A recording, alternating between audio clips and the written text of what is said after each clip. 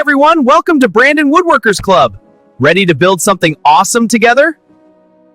All right, everybody, let's get started. Okay, Caleb, there's you should have a couple pictures to go along with this. I enjoy doing it. Okay, so this is a work in progress, and this is actually not very impressive by itself, but last month at the meeting I was talking about the next cabinet I was going to build. And what makes it a little bit unique is that these legs, I don't know how well you can see it, but these legs are curved in two directions, which turned out to be pretty difficult to do. Each of these legs has 4 miters on it. So there's one going down the length like this, then there's a miter for each corner for each of these rails, and then the tops of the rails also have a miter. So it's quite a bit of detail work. Now I cheated on these. I didn't use a solid piece of wood. So what I just used 3/4 inch stock and did the 45-degree angle on this. And then I just filled it, kind of backfilled the inside. When I started this, making these legs, I thought, oh, okay, I'll just make a plywood template. And then on the router table, just go 2 ways on that thing.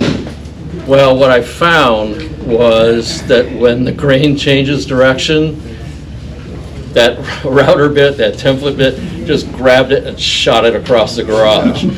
So I figured, okay, well, that's not going to work. So I ended up actually having to buy a small bandsaw.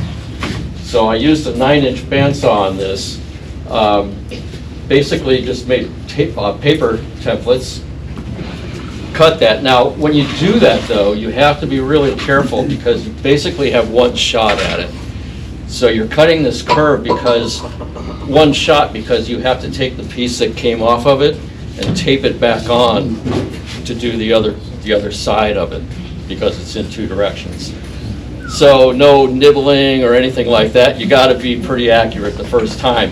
This turned out pretty well. You can see there's some extra pieces on here. The one that got shot across the garage, I was able to salvage by just putting another piece on there and reshaping it. But that's, if we can show the whole cabinet. Yeah. Okay, so that's the whole cabinet that's sitting on this base. It's an Asian style cabinet. It's going to have a hutch, a 4-foot hutch on the top when it's finished. But the cabinet is pretty close to being finished. This just needs, it's a little bit rough right now. It just needs to be sanded and it'll be done soon. Good job. Very nice. Ray, you're on deck. Yeah. So I'm doing the before and after. Jeff was supposed to be here tonight, and he had never seen pine burl. So it's one reason why I brought in the before, so he could see it. And he's been around more wood than I ever have and traveled all over the country. And he said, I've never seen pine burl before. So this is the premature turkey call.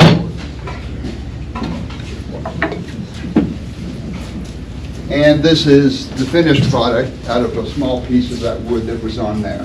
So it turned out super nice. I tried to incorporate a little bit of the burl part and then the harder sack part of it there. So it turned out super nice. I put a piece of purple deep mine slate in it. Has a little bit of a higher pitch to it, and William wanted to hear one because he's never heard my turkey calls before. So this is for William. So when I make one of these, if I can purr with it, which is, if I can do that, I can do any of the calls that a turkey makes. So that's my first indication when I put it together. Does it sound good? Because sometimes you put it together and it doesn't sound good. But that's the purr. Yelps. Clucks, little excited cluck.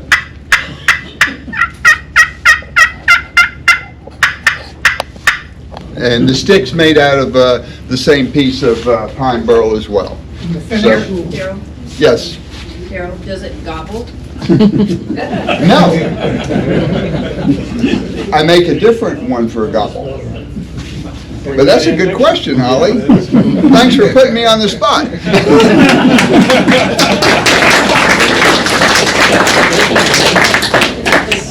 Where's Mr. Herbert? Leave that right there. On deck. What's the finish on that? That's CA glue.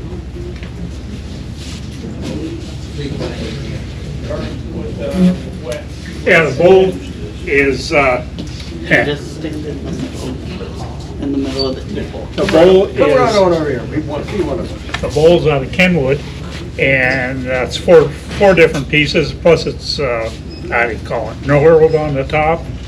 And then this here was a tumbler from Rockler, and it's just pieces of scrap that we had in the shop, you know. And the bottom is solid because I bored through too far, so I had to make like a lidded box. Put on. So, but it turned out okay. Looks good. Yeah. Very nice. Yeah.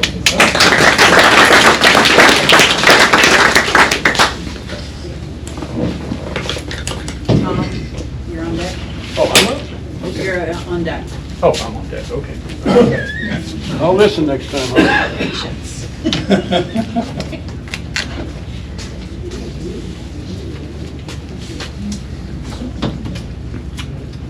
Okay, first couple of baseball pins for my grandson. He's minor league manager, and he uses them for kid giveaways for various contests.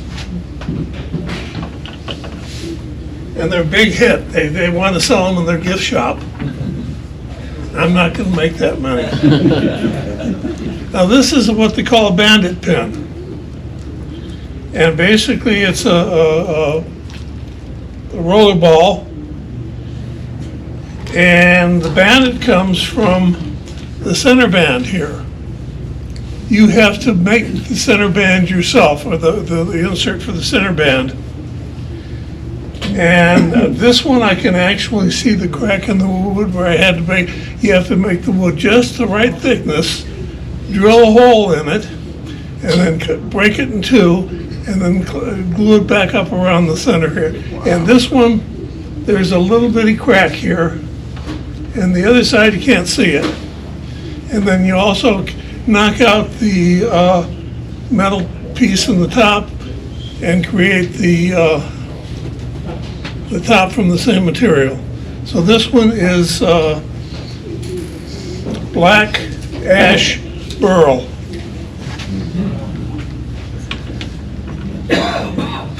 This is a brand new pen kit from Penn State called the Olive Branch. And I did it with Bethlehem olive wood. And it's one of the nicest feeling pens I've ever felt. It's got a perfect balance to it. And then the last one here, young man in the club here gave me the blank. I don't think he's here tonight. Is he here? Me? No. Anticipate nothing. But he made the blank That's fine. and said, see if you could make a pen out of it. Oh, So, I might have done that for you. Was it solid? Was it out of resin? what? Was it out of resin? Yeah. I did that. No, you didn't give it to me. You said it again. It's a young man I didn't recognize. And you qualify. But I did give you a resin blank that I made out of sawdust. No. You've got to remember, I'm at 85 now, age 86 shortly, and my short-term memory has gone. What happened yesterday, I don't have the slightest idea. Thank you.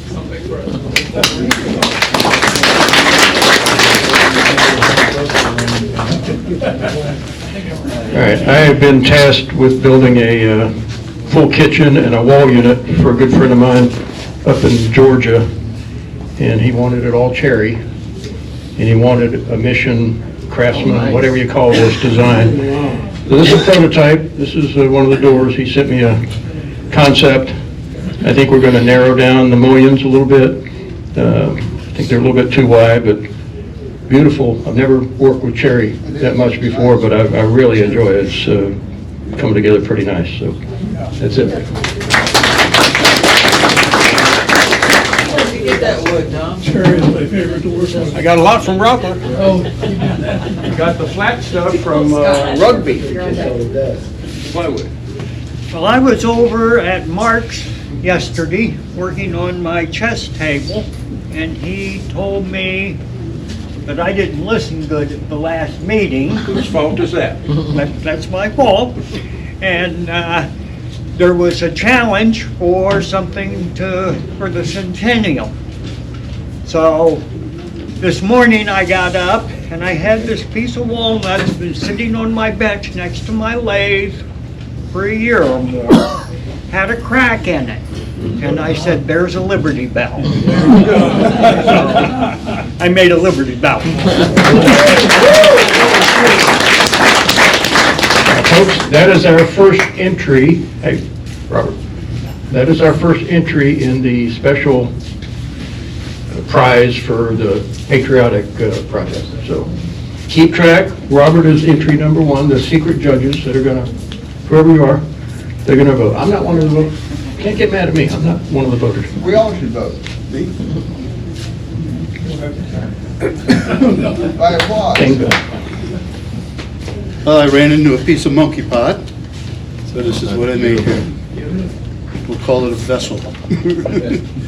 I know, worked out pretty nice. This is the polyurethane finish, and it came out pretty nice, I gotta say. Very nice. Thank you.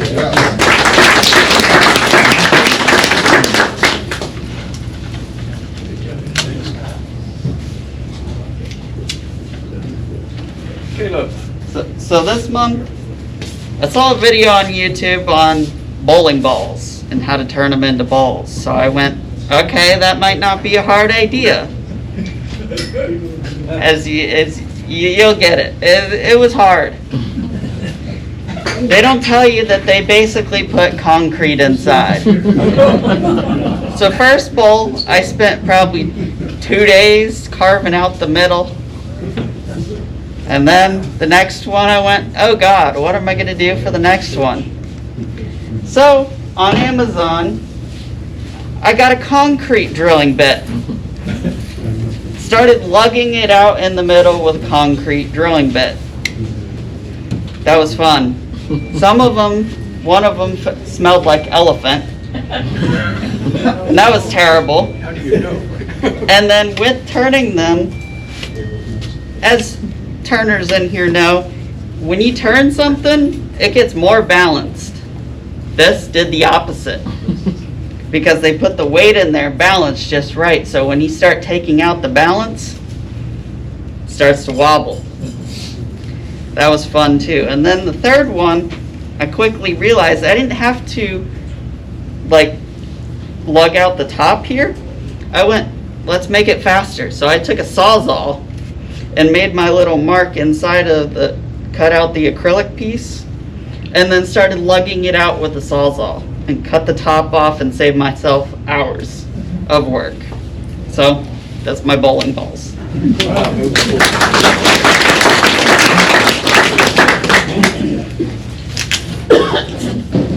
James, you're on deck. Well, the emphasis was on the centennial, the Declaration of Independence. And I don't see too many. I made one and I gave it to Rockler last month. And Tom says, John says, Tom, well, Ken's already done that. He says, well, make another one. God, I made another one. So anyway, there it is. And you talking about painting, my God. And my wife doesn't paint. She doesn't even come out to my shop. So anyway, that's it. You Statue of Liberty, fireworks, eagle, so.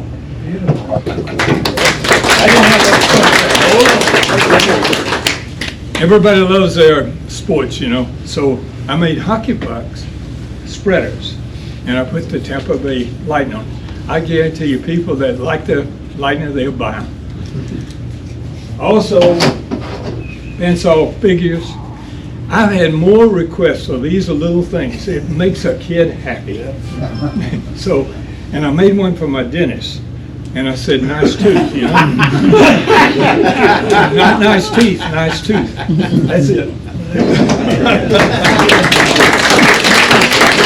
What's it made out of? What's it made out of? Ken has entry number 2 for the special prize tonight.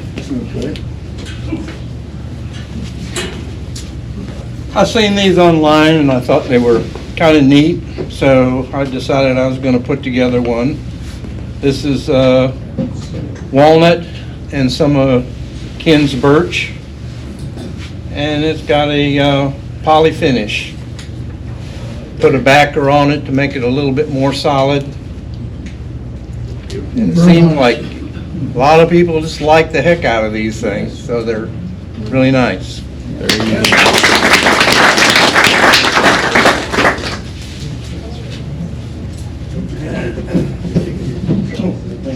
Mark, you're on deck. I made some utensils. The wood is from the church pews at the Most Holy Redeemer in Tampa. And I decided to do these a little different. I found a couple things out with making them with the palm swells that you can make them both right and left-handed. And people who are left-handed really like kitchen utensils that fit them. The carve out on here, what I did with this was I actually purchased a cove mold bit for crown molding and actually did it on a drill press. And it cuts them out nice and clean, simple and easy. And then did a double bevel on the utensils and they work pretty good. And the first left-handed set went to Mr. Merrill back here. He says they work pretty good.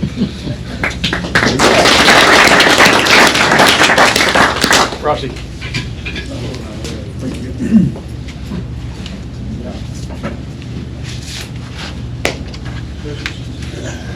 Okay, I've seen these on YouTube and stuff. I do cross and stuff, but the floating cross, I thought it could be simple. Well, it's not simple, but there it is. And it's got a magnet on top, and it's got fishing line on the bottom, so you get it just at the right height, and that's a tricky part. But this is just a hemlock, and the cross is made out of bloodwood for the blood of Jesus. Amen. Very cool.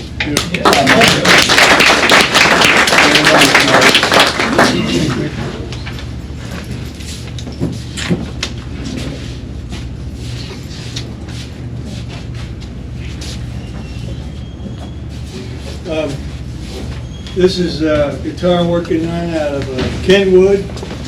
Just kidding. Just kidding.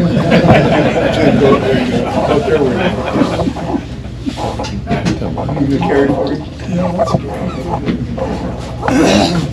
So my grandson was here from Australia. They're missionaries, and he wanted to come over here. He's here 3.5 months, and so we worked on him working on a guitar. And so I was showing him this how you do this, this how you do that. And he's 24-year-old mechanical engineer, graduated in February, and he told me everything I'm doing wrong. Well, I would do it like this. But this is acacia wood, 2 pieces glued together, and open up like a book so you get the same grain on both sides. And then we bent this and burned this because I use hot 300-degree bending machine that I have made to bend this in the shape of each type of guitar that I make. I have different molds for that. And then I'll cut this out and insert a tail piece that'll make it look real pretty. And then this piece up here is where the neck is going to go. And I have brought this one in as an example because normally we have a mortise and a tenon that we build the block out of, and I did a different perspective this time. but this is how it will look, and it'll bolt together whenever I go ahead and carve this neck. And I have a jig that allows me to carve this, and I have basically a cheese grater that I put in the drill press, and my jig holds the piece of wood, and I can turn it like this, and it makes a perfect neck for a guitar. And so and then here's the truss rod and the truss rod channel that I have to route, and this allows the neck to be up and down. When you get pressure from the strings coming across, the 150 or 200 pounds, depending on the kind you do, sometimes we need to bring it back down, and this allows me to do it with an Allen wrench. So that's that piece of it. The top here is Sitka, and again, 2 pieces we put together, and this is a pretty fine grain, so it's high close grain. And then we route around there to inlay the different rosettes that we use. And then I've got a routed channel around the outsides where we'll put the bindings. But before I do that, I'm going to route another little spot, not as deep and not as wide, for shellfish that I'll insert, a palo abalone shellfish. And then I'll put the bindings on top of that. And then We'll be doing next week. Yeah, I'm sure, next week. Jim? Yes? When you do the inlay around that hole, how thin are the pieces that you inlay then? Well, you can come see, what would you say that is, depth? 32nd. Thousandths of an inch? 32nd, he says. I didn't think they were quite that big, but you can see it's pretty small. Yeah.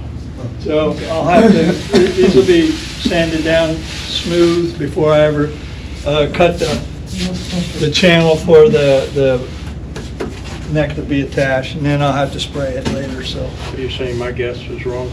Not next week.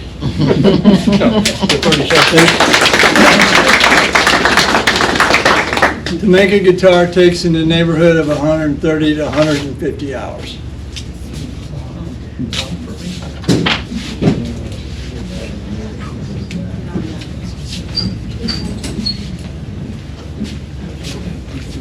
All right, I can't believe I have to follow that. Especially, hopefully I get points for creativity. I don't know. So this, I don't know, it just popped into my head, just a welcome. And that's all it's supposed to be, is Can you just, spell that for us? it's just welcome.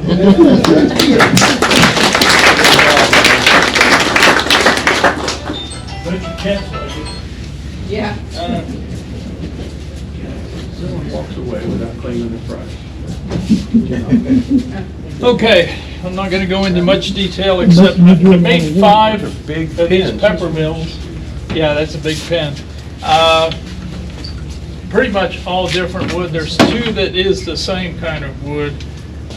This one and this one are made out of maple, and I actually figured out how to keep the bark on this one and still turn it. So I kind of offset it a little bit so that I could get the bark to stay on. And I used thin super glue, CA glue, before I did that, so that it would help it to stay on. So that's about as good as I can get. It did have one catch that took this face off right here, but somebody at the consignment store will like it. So anyway, so those are, that one and this one are maple, but it's kind of aged maple, so it's not as white. This one, I'm not sure. I think this may be elm, kind of yellow looking. Maybe somebody knows, I don't, but anyway. And this, if you take a close look at, that's the greenest wood I've ever seen. I suspect that it's poplar. And some of the times when I'm working with aromatic red cedar, I lose the color in it, especially when I sand it. And I've kind of worked out a couple of ways where I can bring back the color I work around it so that I don't lose the color. Sometimes it's almost purple when I work with it. So I use a similar technique with this and was able to salvage the color and bring it back. But anyway, if you take a close look at it, if you want, when the meeting's over, but I managed to keep it, it's almost like it's I would call it army green, although I've been told that's not what the army calls it. They have another- Olive drab. Olive drab, thank you. I was a Navy guy, so what do I know? So, anyway, so these, I've been selling pepper mills pretty well at the consignment store that I sell out of, and so that's why I've got 5 of them made, so they'll go in the consignment store probably tomorrow. Thank you, Rick. That's it. Real quick, my wife loves these pepper and salt grinders, and so our daughter was going up to Tennessee for a reunion with 2 of her cousins, and so 2 of my wife's sisters live up there. She says, get a couple of those pepper grinders from Rick. So he sent us pictures. She went down there and got them from the consignment store. Yes, My thank you. daughter delivered this stuff, and email from one of her sisters, oh, thank Tom so much for making those. I let that stew for a little bit before I confessed about the stolen valor part. And said, no, this is Rick that did those, but they loved them. Thank you. I appreciate the sale too.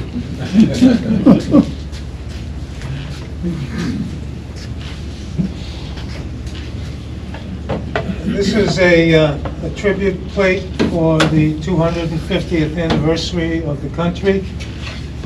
Inside, there's a picture of a colonial soldier and a current soldier. There's a tombstone with crossed rifles. One is a colonial rifle, and the other one is, a pistol, and the other one is a modern one. And inside it says, in memory of the fallen. And around here it says, for those who have given much. And on the bottom it says, for those who have given all. And then on the bottom it says, honoring 250 years of service. So that's my plate honoring the country.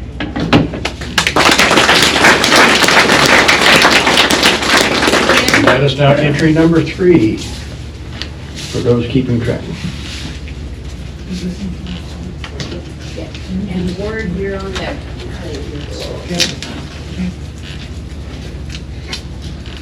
This is my attempt back at doing some wood turning I haven't done in years, and it's from the wood that's formerly known as Ken's.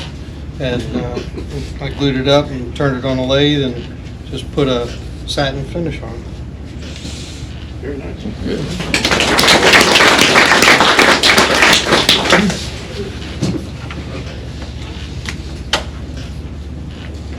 That's my big things tonight. So I started off, I did a bunch of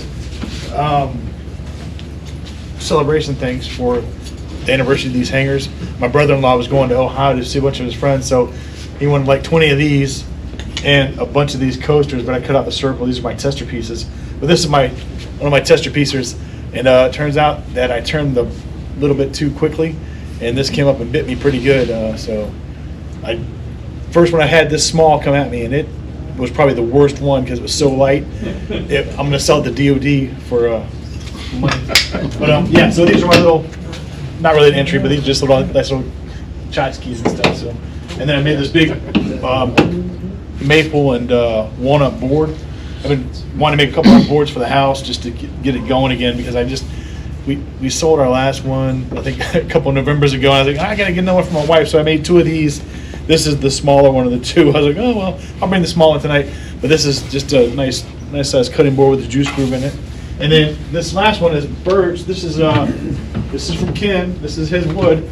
I used the Java finish, the what is it, the gel stain, and that all came through really nice. And that's just a nice big piece of the wood. I ran it through the sander a few times. I didn't even plane or anything. I just sanded it down and roughed the sides up a little bit. And after the finish, it looks almost like cherry, or like maybe even a walnut. It's a little bit red for walnut, but it's really nice dirt finish there for such, just that one piece of wood. Now this is on our kitchen table now, because my wife saw me about making something for her kitchen table. So that's it. Very good. And that's entry number 4 for the special contest.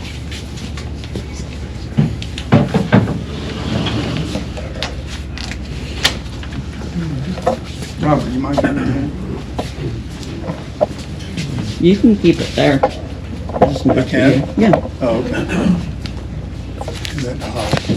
Oh, can everybody see it? Okay.